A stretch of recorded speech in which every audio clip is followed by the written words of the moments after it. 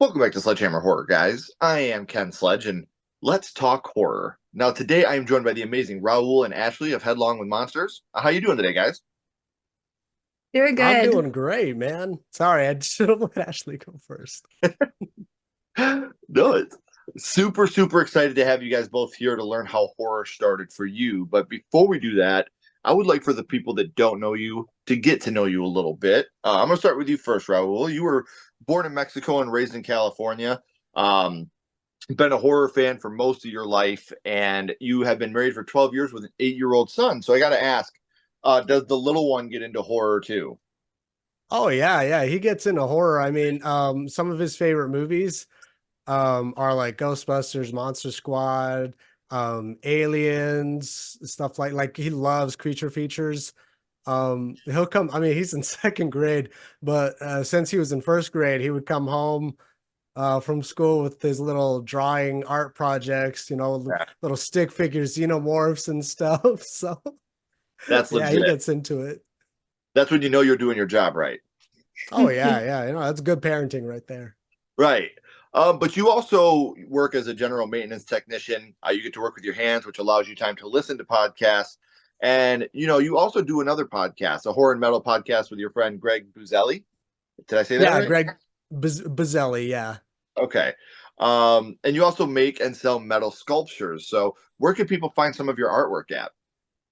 Well, I'm actually not I don't have a website up yet. Right now it's just kind of local word of mouth and local business, but I do plan to have like a I don't know, maybe an Etsy shop up soon or something, but it's kind of a budding side business. But yeah, I get pretty into it.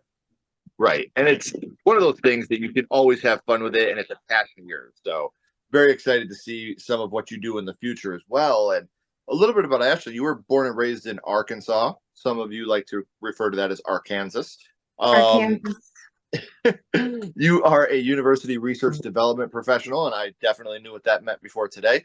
And a single mom who loves all things horror and video games. So Yes. what got you into university research development I just kind of professionally? fell into it. I worked at a bank for about 10 years and a job came open at the university that I was qualified for and I didn't know it existed. Like the listing was just like, "Oh, I can do all these things." And then I get into it and it's just this totally like crazy career that I've thrown myself into that I love. So, It's awesome. Like I said, and it's something that you found that you're very passionate about. And we got to talk about Headlong with Monsters for a little bit. What started the podcast? Well, yeah, I should probably answer that one. The podcast started because growing up, I never had anyone to talk horror movies with. My family didn't really like horror movies. My brother kinda, but I mean, between my passion for heavy metal music and horror movies, my family didn't really dig into that. My friends didn't really dig into the horror side. Of course, I had heavy metal friends, but I never had conversations with people about horror movies, and I always wanted to. So I always kind of felt ostracized about that. Like maybe like, oh, maybe I'm the only person who likes horror movies or some shit. Oh crap! So there's some stuff. Yeah, No, you're YouTube, you're right? fine. You're fine. So I don't know. I just kind of always felt like I couldn't share that part of my life with people. And then I found other horror movie podcasts with like-minded individuals that just talked horror movies. And I thought, man, I want to talk horror movies with people. So I started a podcast just so I could talk horror movies with people. I mean, it's a lot easier to say, "Hey, do you want to be a guest on my podcast?" than it is to say, "Hey, you and I talk on Twitter randomly, periodically. You want to have a Skype conversation and just talk horror movies?" Like that's kind of fun. Right. So, how did So Ashley get involved with the podcast? uh you can answer that, Ashley. he asked me to be a guest and it was actually just an episode where it was like he was going to ask me to be a co-host and I was like, "Yeah." I think it was a sleepaway camp episode. Fantastic film. Yeah, it was sleepaway camp. And he was like, "You want to be a guest?" I'm like, "Sure," because I've guested on a few podcasts. And then at the end of it, he asked me if I would be a co-host. I was like, that sounds fun. Yeah, let's do it. Yeah, and look at it now. It's come a long way, and you guys are still Yeah, it kicking. has. If you guys want to become a part of that family as well, I have all of their social media links as well as the podcast links right down in the description. So make sure you're subscribing to the podcast, giving it a 5-star review, leave a great rating. It really does help out, especially in the podcasting world. And make sure you're following them on social media so you can stay up to date on everything they have coming up. So that way, when Raul does decide to start his Etsy store, you'll be able to get in touch with him for that as well. So make sure, like I said, you're following them on social media as well as subscribing to the podcast. So you can check out all the amazing things they've done. You might even hear from a awesome horror couple that was on there a couple weeks ago. So make sure you guys are checking that out. It was really fun, and I can't wait for you guys to hear it. So, but we're not here to talk about me guessing on your stuff. We're here to talk about how horror started for both of you. So I started with you first last time, Raul. So I'm going to start with you first with Ashley. We're Sure. going back to the past to talk about what got you started in the horror genre, your first horror movie. And Ashley, your first horror movie was? Puppet Master. And part one, right? Part one, yeah, and eventually part two became my favorite. But part one is where the first horror movie I ever remember watching is part one. That's awesome. What a great start to your horror life. Um, an indie film that just grew legs and ran all the way to 11 sequels now. So Yeah. that's pretty incredible. So what about you, Raul? What was your first horror movie? So my first horror movie is actually my first like movie experience in general. 4 years old watching Evil Dead 2. I didn't know what movie it was. I was too young. But it was with my dad, my uncle, and my brother, and I didn't know what was going on. This movie was just happening while I was in the room, and I mean, but it blossomed something in me. So yeah, Evil Dead 2, man. And again, a movie that I absolutely adore. One of my top 10 favorite movies of all time. So we know that you watched it with your brother and your dad, but Ashley, do you remember who you watched Puppet Master with for the first time? Yeah, so the story's kind of special to me because it was my dad. And like when he would pick me up on his weekends, he would take me to this local grocery store. So this town was like a town of less than 300 people. Mhm. So the grocery store was the grocery store plus a video rental store. And I remember this. For some reason, the box art caught my eye, and I was like, it's puppets. What? And he just let me rent it. And that became our thing. Like, we would always rent them when they came out, like the new Yeah. sequels. Yeah. And so, a cool story is I wrote a blog about this because my dad passed away in 2022. So I wrote a blog about my experience and just about my dad in general, but was surprised with something from Raul and another friend who I guess had the idea. Like he took what I wrote about my dad and renting Puppet Master and created art around the scene. So I have this really cool artwork by Raul where it's like me and my dad sitting on a bench outside of the video store and he like painted the VHS Puppet Master and on next to us. It was really cool. That's amazing. And like I said, that's Yeah. horror is so important to you that it led to that. You know what I mean? Like that's how important this movie was and horror in general. And horror wouldn't be what it is to you had you not had those experiences, maybe. You Right. know, if you had never gone with your dad to rent that movie, maybe we wouldn't be sitting here together today. So it's absolutely incredible how that works. And Puppet Master, especially for a young child, has to be pretty effective. A lot of scary shit happens in that movie. But what Yeah. would you say the scene was that affected you the most, Ashley? Um, so the thing about the film that I think was most effective is the stop motion of the puppets. For some reason, like how realistic it was back then, watching the puppets like walk around without any strings or whatever, it's like, okay, in my 4-year-old mind, uh, it was like, okay, this is real and can be alive and they can kill people and also look really stylish while doing it. Right. You know, that's one of those things where after you watch a movie like this or Child's Play or Dolly Dearest for the first time, you shut your door and you're like, what? Gotcha. Yeah. Come on. Ah. You Like, know, are trying my to catch dolls the alive now? Because I think my dolls are alive. Yeah. So, Raul's biggest fear. oh, I totally believe it. Well, we know which scene affected you the most, but Raul, what would you say the scene was that affected you the most from Evil Dead 2? Um, Definitely the scene where Ash's girlfriend has just gotten beheaded in the woods, and he's kind of losing his mind, barricading himself in the shed. And it's funny that Ashley said she was 4 years old because I was also 4 years old. And just the eeriness of this when she rises from the grave and she's dancing in the woods, very like ballerina type dancing, and she's singing this lullaby, just this headless body, floating, dancing in the woods, and then all of a sudden her head appears in Ash's lap. When that happened, I could have died of fear. It was intense. I love Yeah. how when she's out there doing that dance and she jumps behind the tree, she just goes, "Ah!" Like, and you Yeah, actually Yeah. hear the audible sound as she goes behind the tree. I don't know what it is, but there's yeah. something about that still to this day that just makes me laugh. It's like, ah, because it's all Oh yeah, creepy I at mean, the the moment. scene is like, looking back at it now, the scene is just dumb fun, and it's kind of, Yeah. goofy, but when you're a child, it's like the Oh, scariest thing you've ever seen. absolutely. And that's why I love going back and revisiting these movies. Watching this movie as an 8-year old compared to a 38-year old are two completely different experiences for what you're going to see because you're so innocent back then, and you've never seen anything like this. And then it gets thrown in your face. And fuck, Puppet Master and Evil Dead 2 are two movies that like literally getting thrown in your face. Like these are two, at least Evil Dead 2 has a couple moments where you can laugh Mhm. like the middle finger and stuff like that. It has these moments of levity, Yeah. but still two very, very heavy movies. So we know what scene affected you the most, Raul, but what would you say your favorite scene from Evil Dead 2 would be?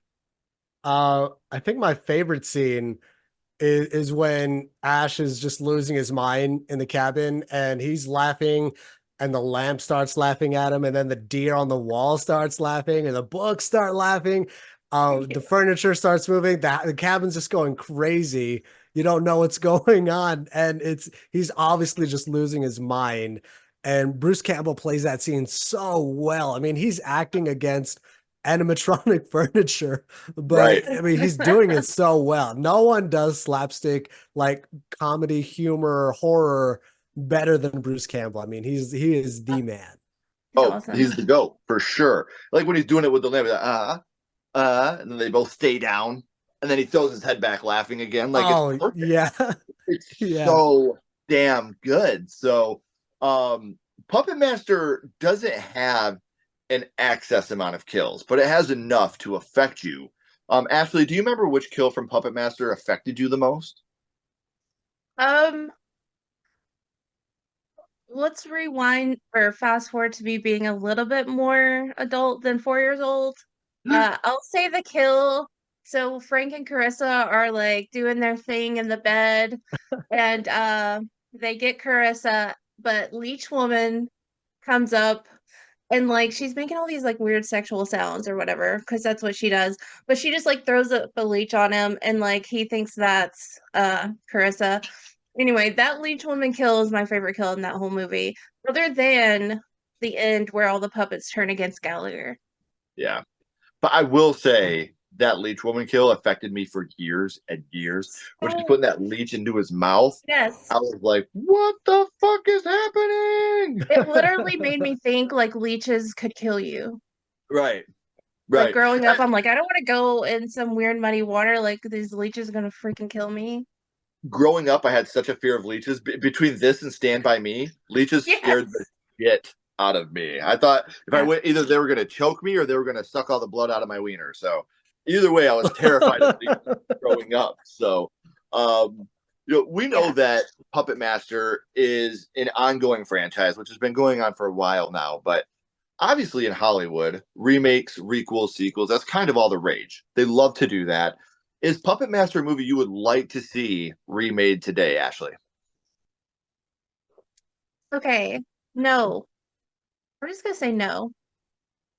There are three movies I don't want remade. in this whole world because it's my top three. Puppet Master, Bride of Frankenstein, which I know is being remade right now, and Return of the Living Dead, which is my all-time favorite movie of any genre. Don't touch those movies. Other than For that, I'm a me, remake. I'm fine. for me, the only two I've ever said no, absolutely not, hard no to are Jaws and Back to the Future. Like, don't That's do fair. it. Don't do it. See, Puppet Master, if they went the route of keeping it like maybe a Shutter original, so you could keep all the puppets all animatronic and no CGI, no nothing like that, I might be in. But if they went super mainstream studio with a bunch of CGI and bullshit, I'd be completely out. I have no That's what interest. I But don't want. That's what I right. don't want. I love the way the puppets look. Hmm. Oh, to this day, Blade is one of the things nightmares are made of. So, um, Raul, we've talked about Evil Dead, 5 movies in that franchise as well. And we know we're about to get 2 more. At the time of filming, they have announced we're getting 2 new installments in the Evil Dead franchise. But as of right now, which would you say is your favorite movie in the Evil Dead franchise? Oh, Evil Dead 2, hands down. It has to be Evil Dead 2. It is uh it's the funniest. It's where we The start to best. see Ash kind of as we know him now. The first movie was uh it was funny because of its budget limitations and what they had to do, but the comedy wasn't intentional.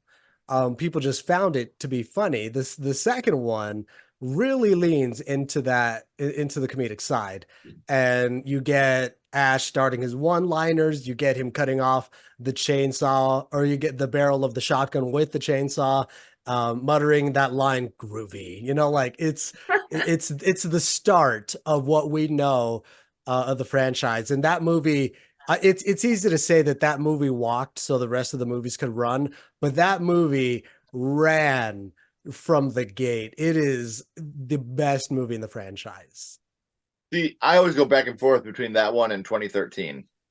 Like, I love both of them immensely for 2 completely different reasons. And I'm also in the minority that the first one is my least favorite in that whole franchise.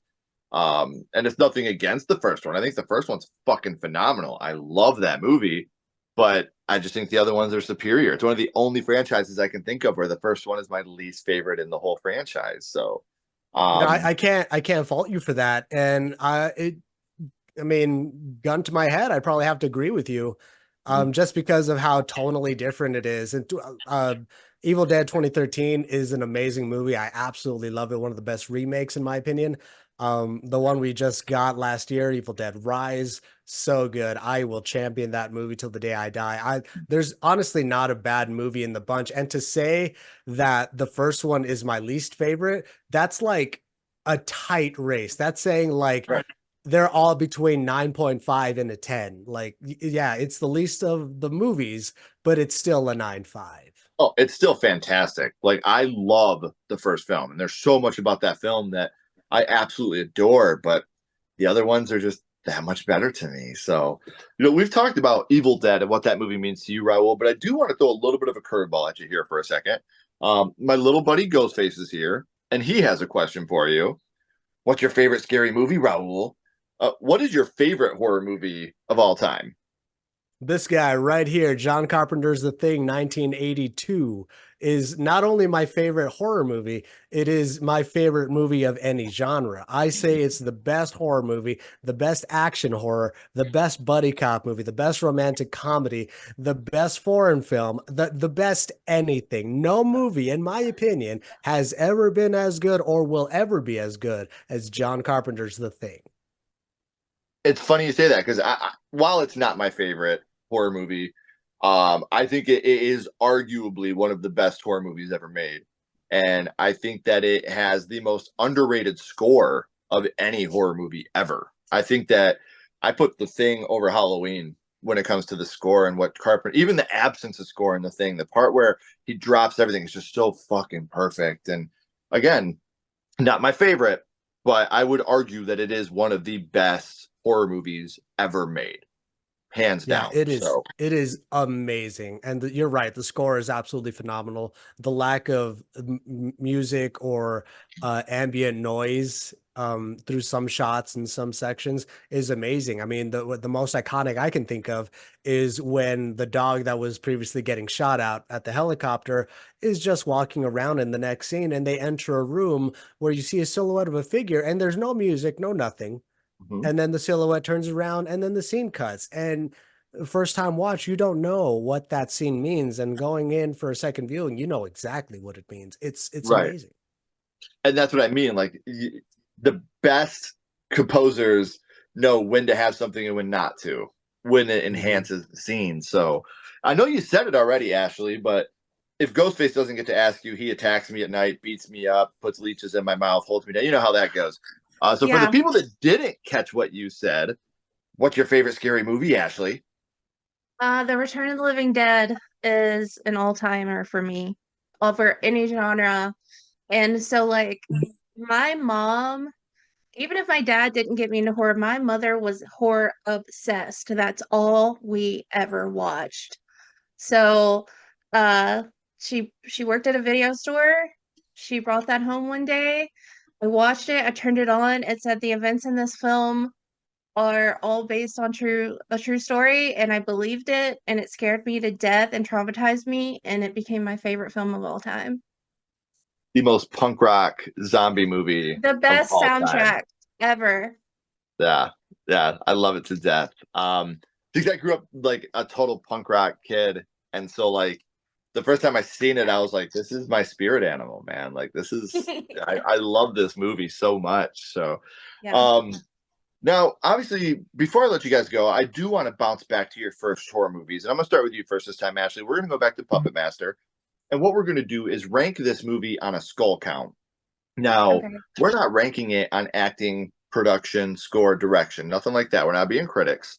What we're doing is ranking Puppet Master on how much it affected you on your first viewing. So, zero skulls being not effective, five being extremely effective. You can use half and quarter skulls anywhere in the middle. Ashley, what would your ranking of Puppet Master be? Hate to say five, but I'm gonna say five because it changes the course of my life. Mhm. See, and Uh, I would never Charles Band be raised me, basically.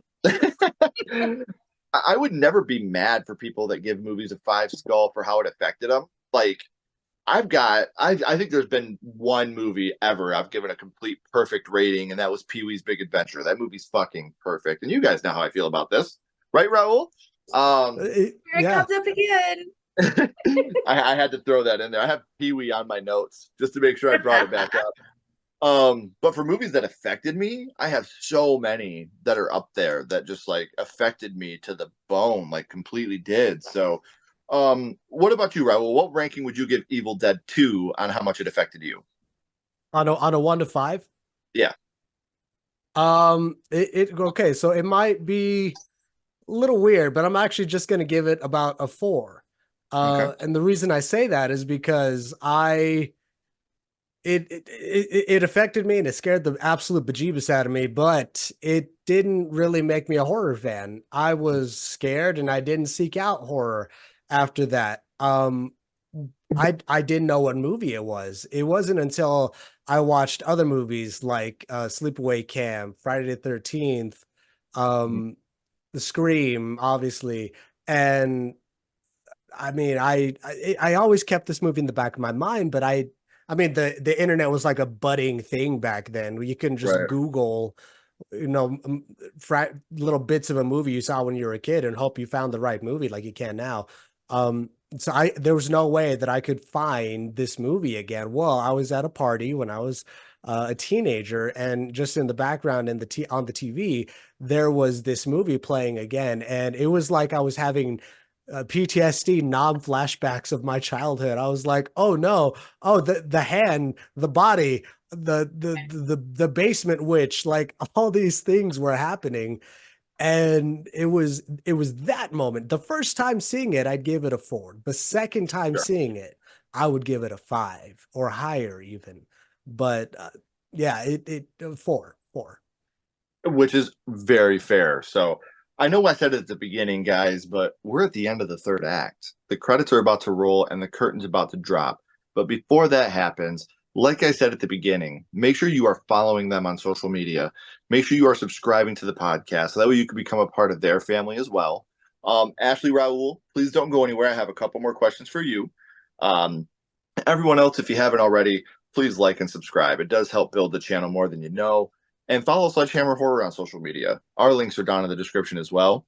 But until next time, keep talking horror, stay what you are, and we'll see you guys soon.